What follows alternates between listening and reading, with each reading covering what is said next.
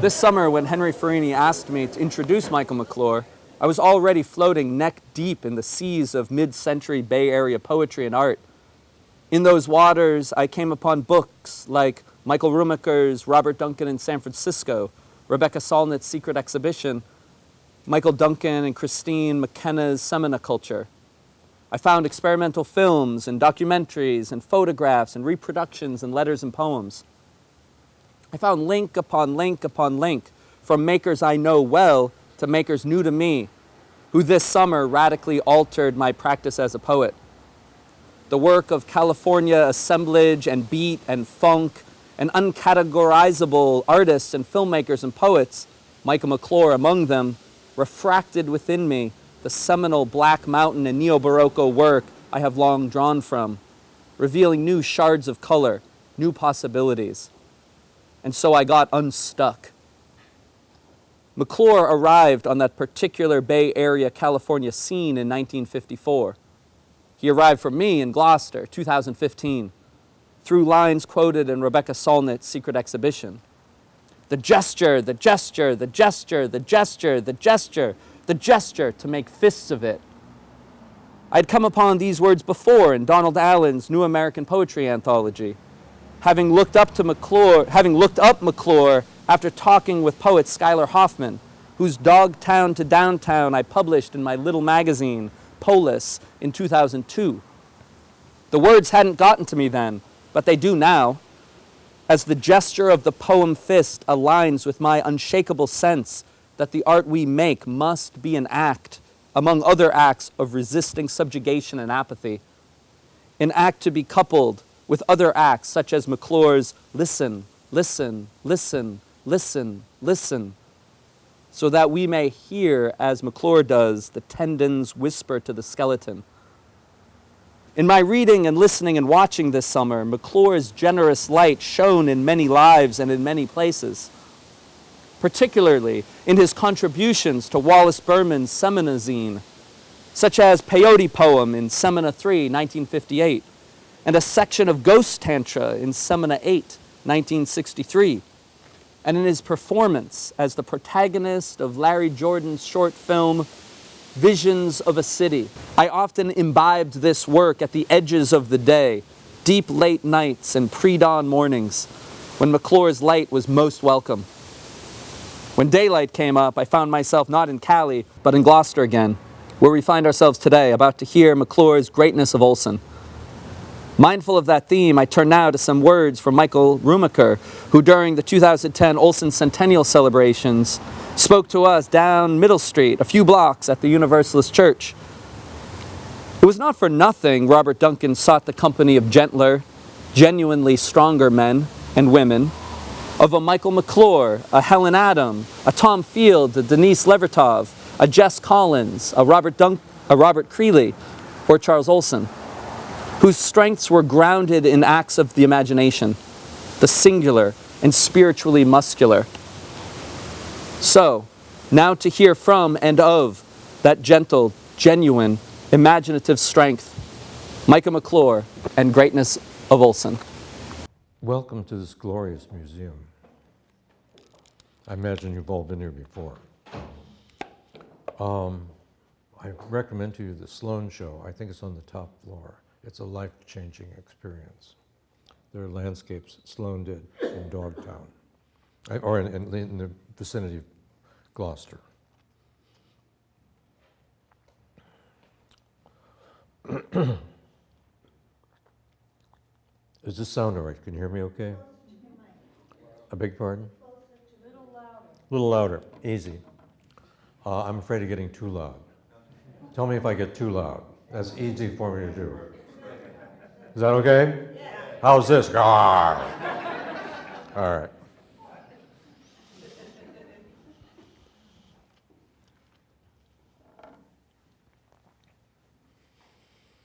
Greatness of Olson.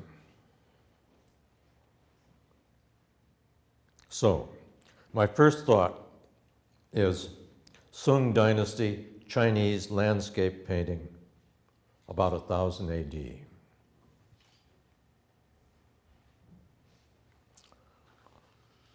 In 1961, in San Francisco, I wandered unprepared into a major show of great painting and was lifted by the energy in a way that I would never be the same afterward.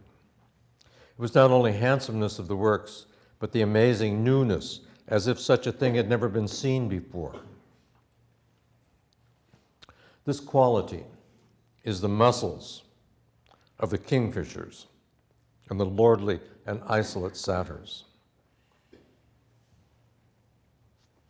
New things are being brought about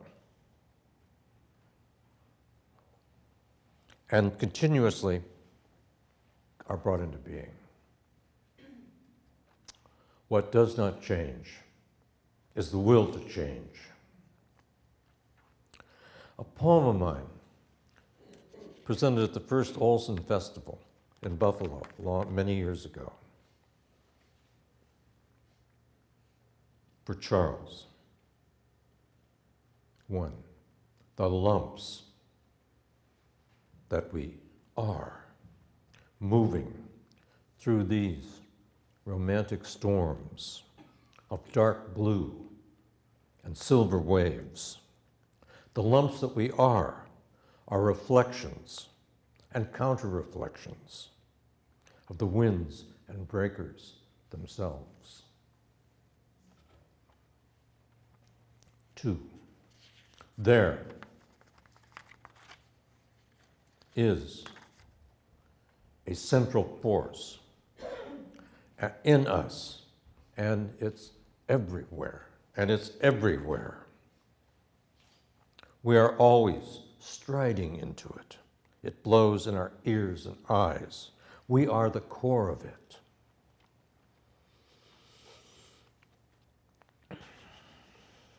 Early in 1956, I edited a poetry magazine and asked Charles for a contribution to be side by side with Kerouac and Creeley and Robert Duncan and Ginsberg and Lebertov.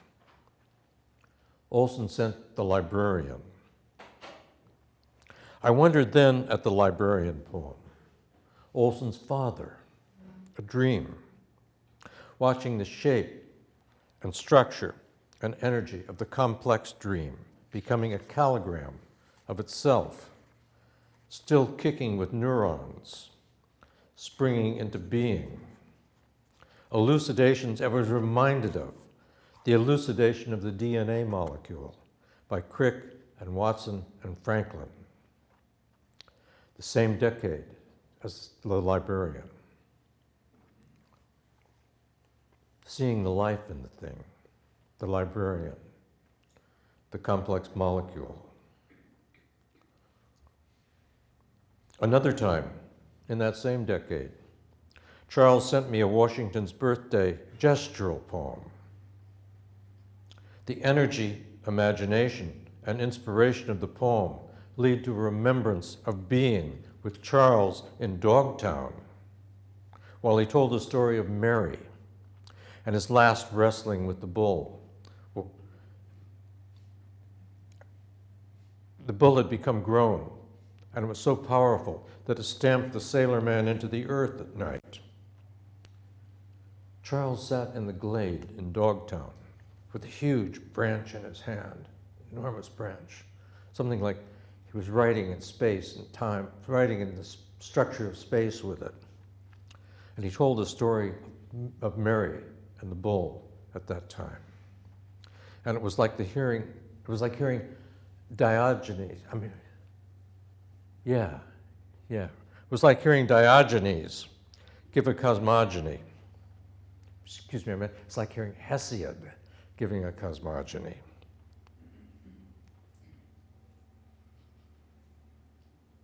Early in life, San Francisco became my destination. I believe that Mark Rothko, the painter, and Clifford Still, the painter, were teaching there. What I wanted to do was to learn from gestural painters how to place the philosophy of abstract expressionism into my future poetry. But, like many young men, I didn't bother to look at the dates on the catalog.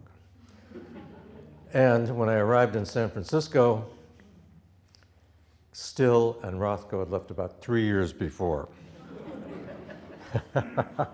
By great good fortune and a great loop in my life, a marvelous transition happened, and I switched from my hope to study with Still and Rothko to being with Robert Duncan and becoming a close associate of Robert and Jess Collins. And, of course, that immediately led to projective verse.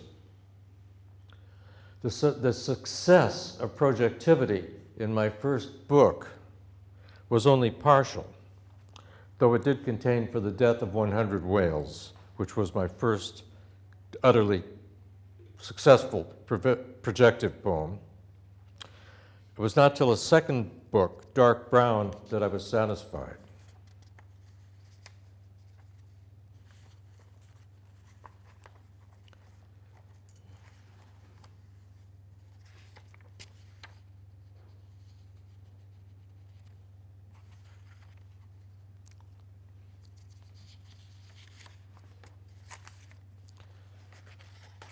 Charles had sent me a George Washington's birthday poem, which contained all of that gesturality, which contained the gesturality, if there is such a word, that I'd been searching for. And I felt that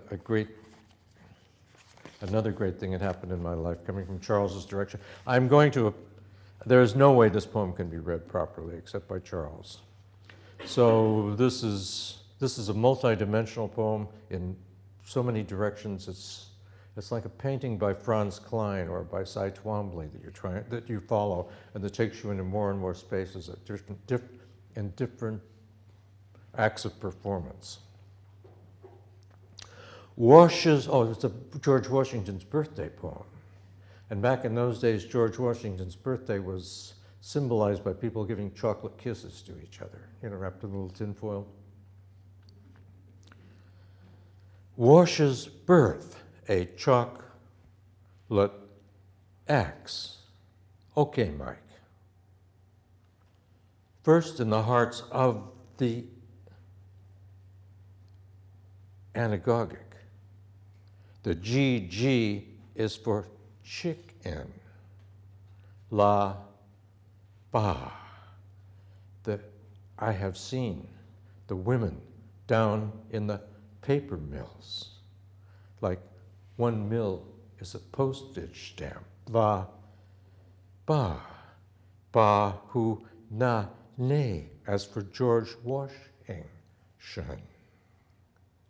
Stem T kel aj tip gongora. Stem tip kel tip gongora. Guapa duende. Meant a lot to me, and it still does. Let's see what it looks like. Okay.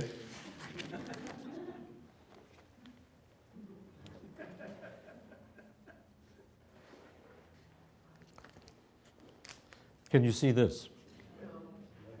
At the back? Can you see this? Okay.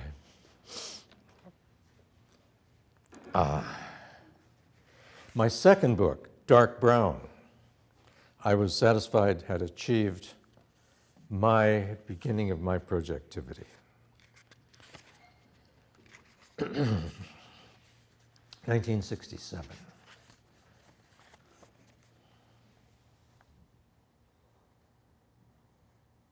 It should be. 1961. Dark brown. Oh giddy, blank white page. Oh dreamy man. Oh interred spirit bulk in meat and hand. Oh both are one. Oh love, black, white, Dream, rose and purple and green and scratched. O sleeping lion, man, O beast, O black, Odom, O depth within. O limited void as far as eyes can see and nose can smell. O dreamer, O pride, God, shit, and aching stretch rib, no not. Lion, not the shit of metaphor, the deep and singing beast is void instead. Oh, crap upon the page. I dream and walk in my dream with proud stride. I am clean and dream and brown-eyed. I am free of liberty. The body, the spirit are one. I am energy, am muscle space, am meat and colored cry, romantic light. Second strophe. Only man, God, I shit, love, beast, Odom, call from dark nest to bone white space by means of nerve and tendon, speak, sing, through the space crossed by muscled energy. Or say a drift of music, real, heedless, whining, uncaring, bitter, rejoicing, hungry for triumph, lip smacking, oh, and never, never changed, and huge, freeing the man to what is noble, to the cloud-moving change he wrecks on what is about in the tiny, the huge void. The room and Milky Way about him, tossing his protein, wrestling my meat, throwing myself about in light, listening to the herd singer in the pit in the pool, the relentless bad rhymer, sawing his ceaseless violin, flapping and clanking his appendages, moving the seeking, huge and beautiful mammal shape around and driving him to deeds, moving him through real clouds he disgorges, lighting his, my brown eyes with fire.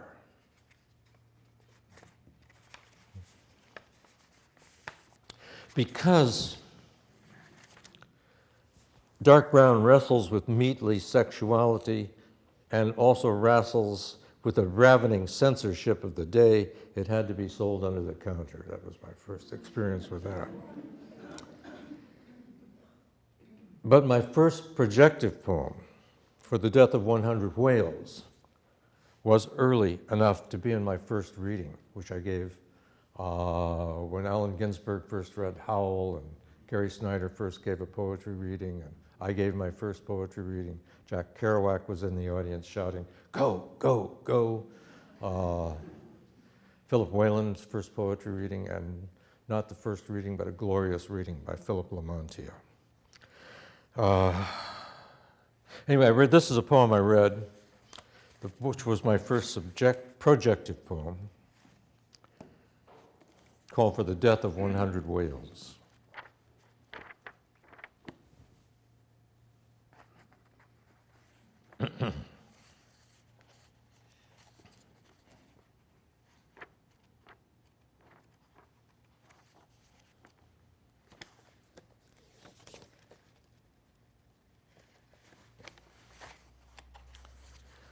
It begins with a quote from Time magazine, 1954. Time magazine, 1954. Killer whales, savage sea cannibals, up to 30 feet long with teeth like bayonets. One was caught with 14 seals and 13 porpoises in its belly, often tear at boats and nets, destroyed thousands of dollars worth of fishing tackle. Icelandic government appealed to the U.S., which has thousands of men stationed at a lonely NATO airbase on the subarctic island. 79 bored GIs responded with enthusiasm, armed with rifles and machine guns. One posse of Americans climbed into 4 small boats and in one morning wiped out a pack of 100 killers. First, the killers were rounded up into a tight formation with concentrated machine gun fire, then moved out again one by one for the final blast which would kill them. As one was wounded, the others would set upon it and tear it to pieces with their jagged teeth.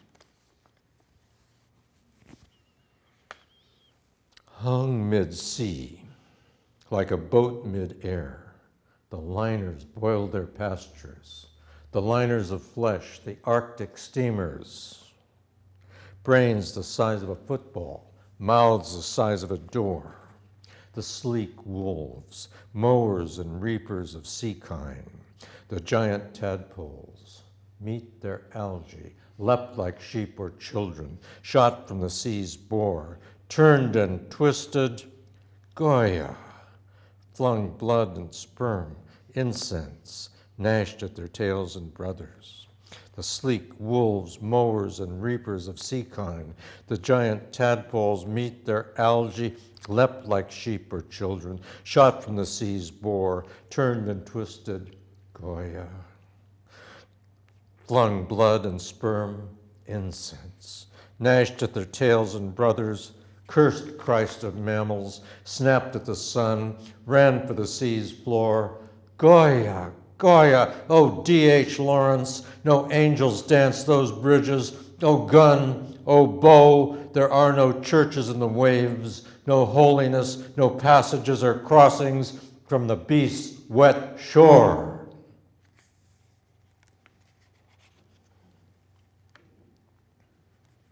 I'm reading one of those books right now, one of those transitional books. I just picked it up a day or two before getting on the plane, called Beyond Words by Carl Safina, which deals with the social lives of elephants, the social lives of killer whales, and it's one of the most reaffirming and re-deepening poems, books that I've ever come across. That's Beyond Words by Carl Safina, just published.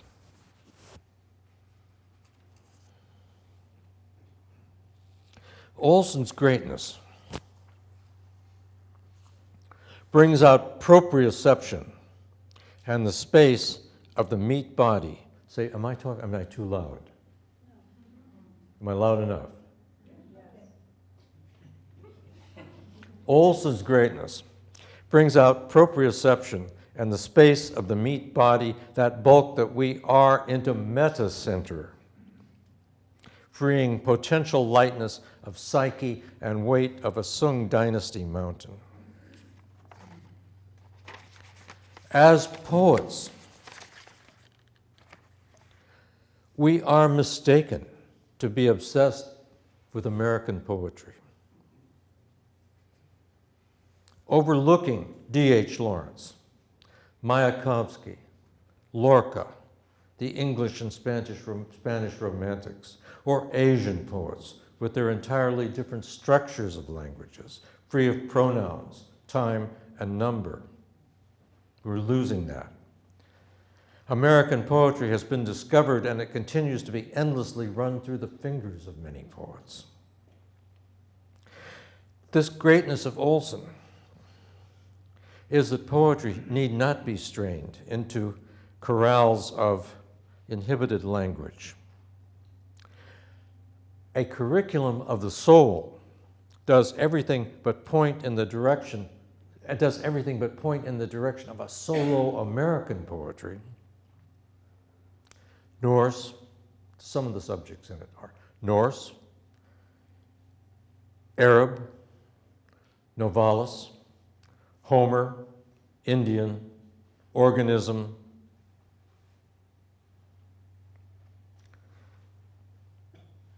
If there is a patriotism, let it be mammal patriotism or human patriotism, or something like an updating of Amiri Baraka's Nation Time, or the patriotism and polis and cosmology in Diane de Prima's art,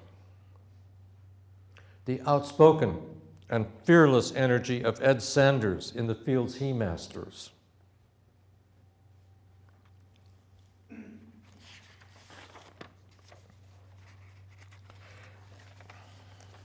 It is good to remember that projective verse is not free verse,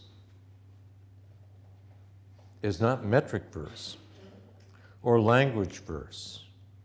And the poet and artist create and explore spatially and musically. The artist opens to worldly arts and to mind-boggling discoveries in the large-scale structures of the worlds we inhabit. And since the elucidation and apparently unending discoveries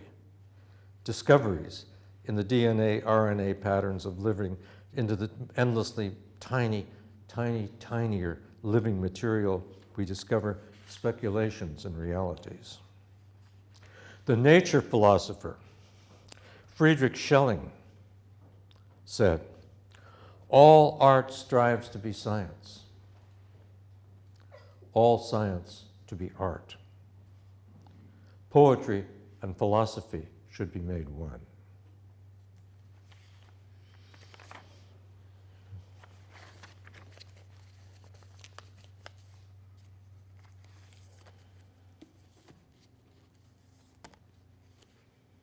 I'm going to give a reading of my own poetry.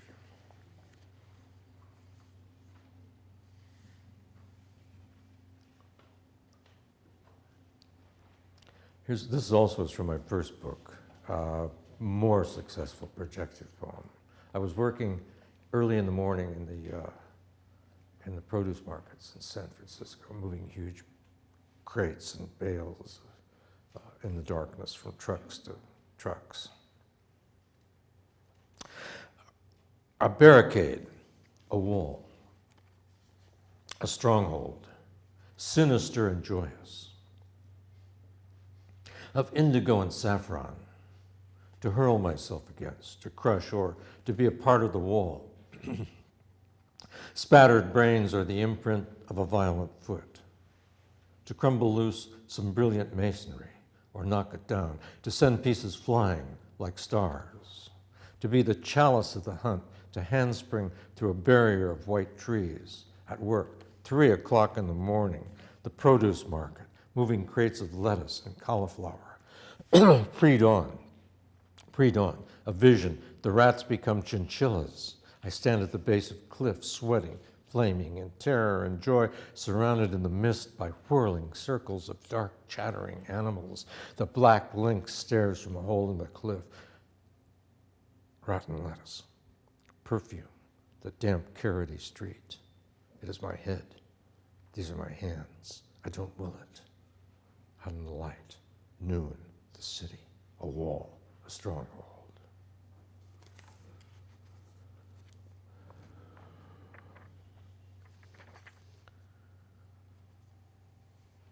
Yes, there is but one politics, and that is biology. Biology is politics. We dive into the black rainbow of the end unless we spend our life and build love and creation of what is organic.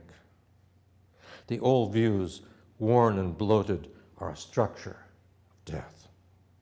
Our breath is to serve the ultimate beauty of ourselves.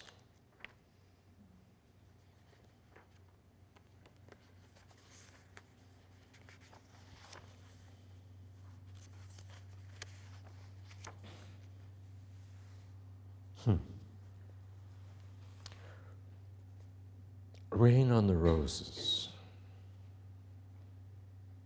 blue sky, and you in my mind.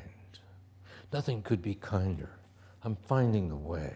Let's play each day like mayflies in December. This is the first part, and then this is the first part of a response to Rilke's 8th Elegy.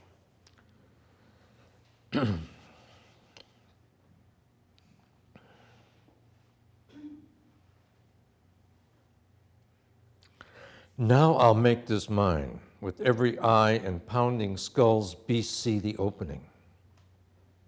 That's not true. Nor are they in some calm state for a leap to somewhere beyond the senses' field. Theirs is a less mental shape, of cortex, brainstem, and starry tissue, and I have been there. I have dreamed there in fleshy hell, hoping to break time's tissue down and thereby crumple space to bring a heaven near to me. Me. I'll crumple space up as all creatures do, dissolving time. There is no clearing out there, no glade. It is all illumined by the arms and teeth that make it, and the laugh and the cry.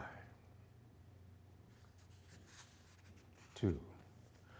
My eyes were not turned back upon themselves, but went reaching out through all the wolves and elves that slept beneath my bed and in the corners of my head to outward sweep and draw my love brute back to me. My eyes were solid ghosts projected where the world unfolds. I see no separate oneness in the visages of beasts. It is strange to me, except that their clarity does not unfold to whirl itself to fireworks that blow my mind with lights, and with sights of this doe who stands beside the street in bright headlights of my car while her 2 plump spotted fawns blink toward my smile. Hey, you! Hey, dear, I'm on fire. You are more comfortable at some moments because your spirit has fewer swirls and your conscious body lives farther back in time. Death is beside the point. We're always dead. And in every way, this flesh is every way alive. Our extinction is the proof that we are flames. And the grass fire continues on lighting up the forest. Dear, you and I are of the same stuff, just slightly different mists of spirit. I could almost be your lover. You're almost mine. We're brother, sister. What glory is this universe that thinks? I always become an animal, and you are always becoming one. You are always being one. It is one unfolding. It is unfolding one to the other, sister, brother.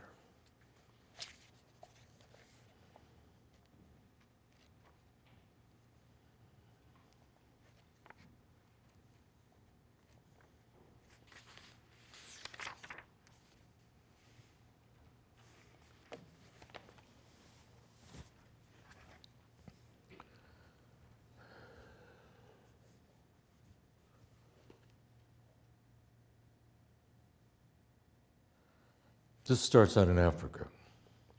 Amy finding a crude black flint axe head in what had once been a manufactory. God knows how long ago. You find the unfinished, crude black axe head in the red-brown dust. Nearby, wooden bells clack and cattle are talking. There is the jeering and gaming of children over the hill. Hell's gate is in every instant, as is the featureless bland wall of paradise. There is griffonage and huge graffiti on the sizeless pages of smoke and iron, and a tree has white flowers in the traffic and sun by the roundabout. This is the shapes of our names as they touch each other, giving a beginning to shoulders and an end to daydreams about souls other than those made of a rich life.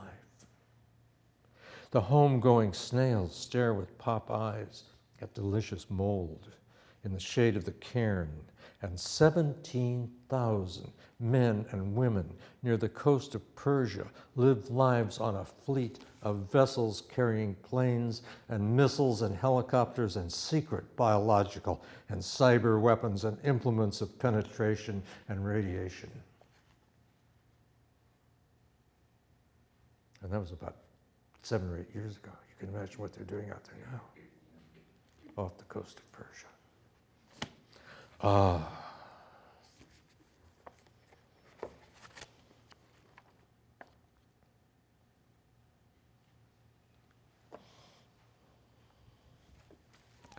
This is a test for you. See if you're really listening. The marching band in the forest. The sound of jets overhead, the whirl of a washing machine, or a new breeze in the young mulberry branches. Carved in the consciousness, the hiding deer, The sun and the smells underfoot in the grass are also sizeless and without proportion. We have no containment. You and I are this freedom of the unstopping honks of car horns.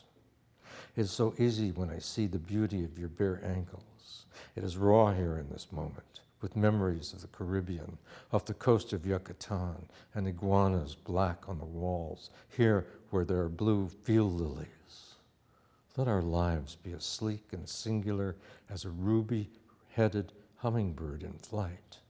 Mid-air, we will draw up our tiny feet into the silver fluff of our feathers and we'll jerk our tails and squirt clear, fluid excrement of the remains of digested nectar and midges onto the black and green lichen.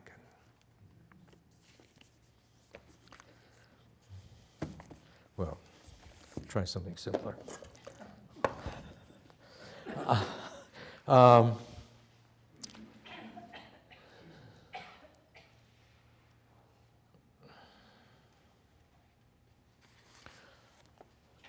In 1962,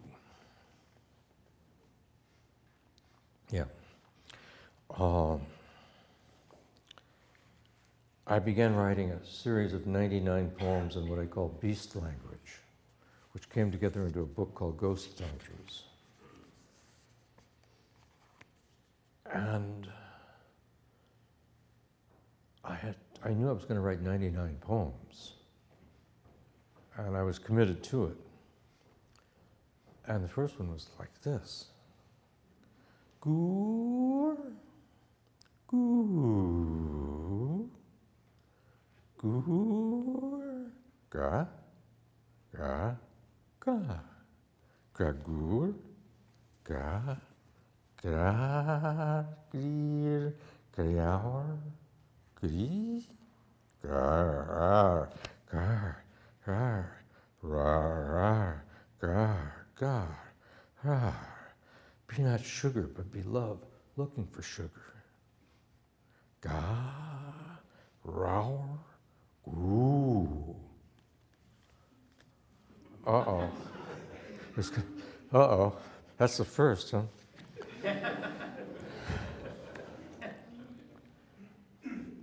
By the time I'd written 67, some of them are heavily in beast language, some of them also are heavily in English, and some of them, who knows. 67, more pale pearl pink on the walls, and our daydreams projected outward in solid reality. We hear, we touch, we breathe, partitions rustle, and we do not care among the creakings and thumps, nag, geo, thors, for we are incarnate joys. Rag triumph, each nostril is a booming perfection. The blackened skulls and rusty bolts are only a background for meat warmth that passes to something more. I like your eyes, liberty.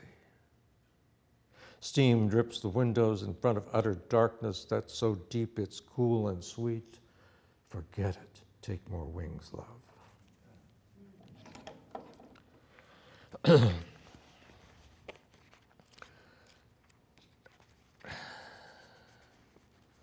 Marilyn Monroe died in August 5th, 1962.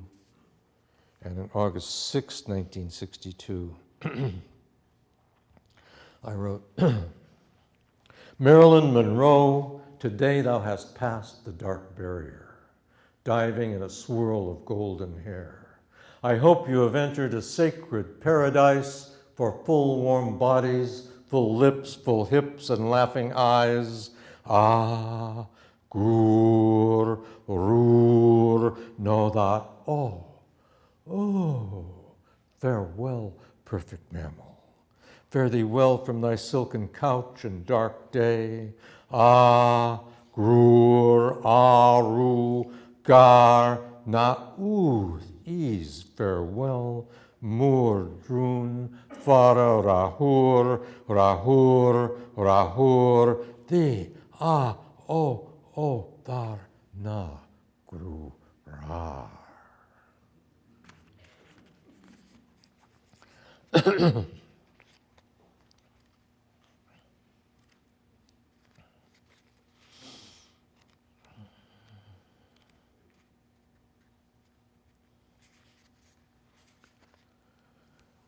The dark blue snake flares up from the loins and lashes itself upon the muck-teed air, writhing the clouds of unspoken speeches and making fragrance of hemlock and copal. I see the lovers seated in groups upon the hillside.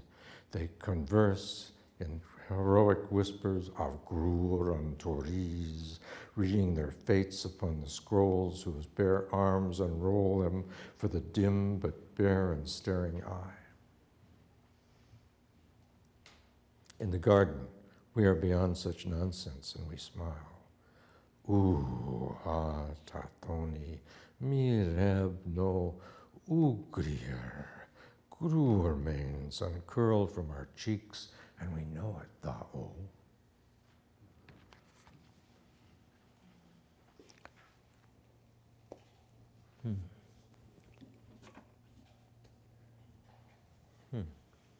Ah.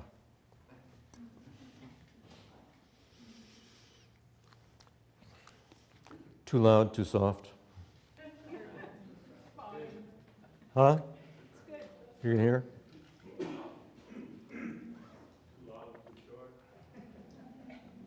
What?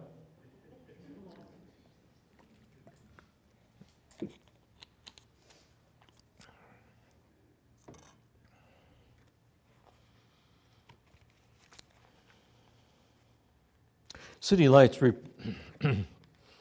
City Lights Press reprinted this book in time for its 50th anniversary. Ghost Hunters.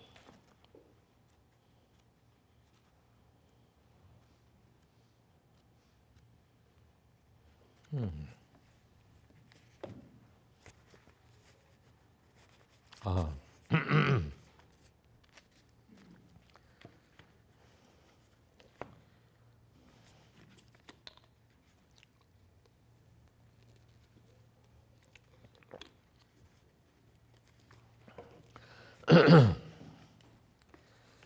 If you've seen me on television, it just seems to be getting around a lot. My reading that I gave to the Lions in the Lion House in San Francisco. This is that poem. Silence the eyes. Become the senses. Drive drool from the fresh repugnance, thou whole, thou feeling creature.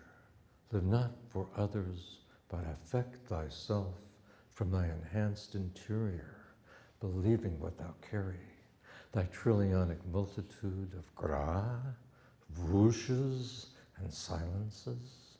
Oh, you are heavier and dimmer than you knew, and more solid and full of pleasure. Gar, gar, gar. Gar, gar, gar, gar, gar, gar, gar, gar, gar, gar, gar, gar, gar, gar, gar, gar, gar, gar.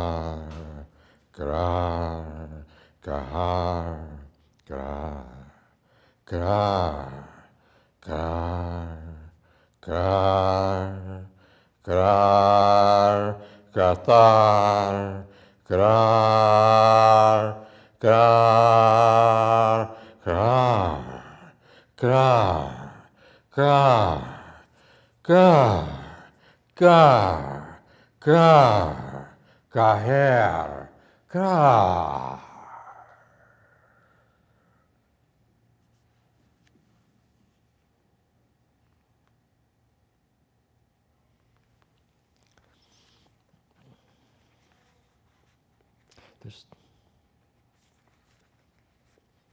You're sure quiet.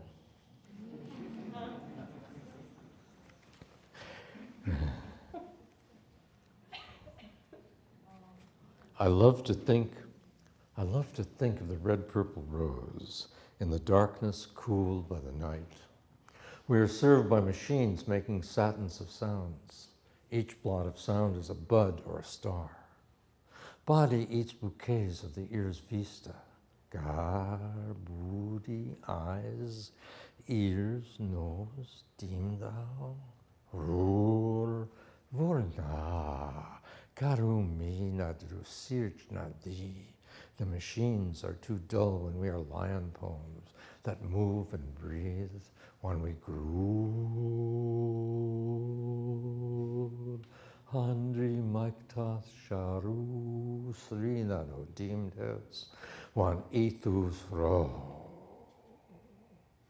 One that April with his Shura Sota, the Rota march hath Persia to the Rota, and bathed every vein and swish liqueur of which virtue engendered is the floor, than Zephyrus ake with his sweet of breath, and spirit hath in every hoot and hate his tender acropus, and the younger son hath in Ram his half a cour zirana, than small a fool a smack and melodia, that slepen alle neat with open ear, so pricket hem natur, in hears courages, than longen folk to goon on pilgrimages, to Fernahalus, Sooth and Sundry Landus, and specially from every shires ende of Engeland to Canterbury they wende, the holy blissful martyr for to Seca, that him hath open one that they were Seca. Nadie comprendia el perfume de la oscura magnolia de tu vientre. Nadie sabia que tu martirizabas un colibrí de amor entre los dientes. 1000 caballitos persas se dormían en la plaza con luna de tu frente.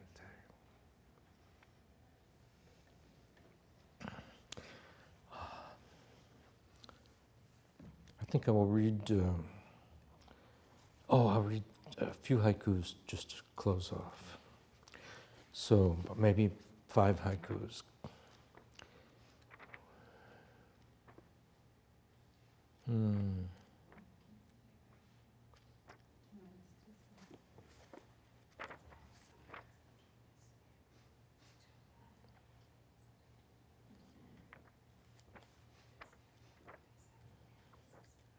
I forget.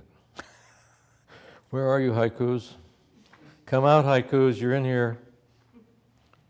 I'm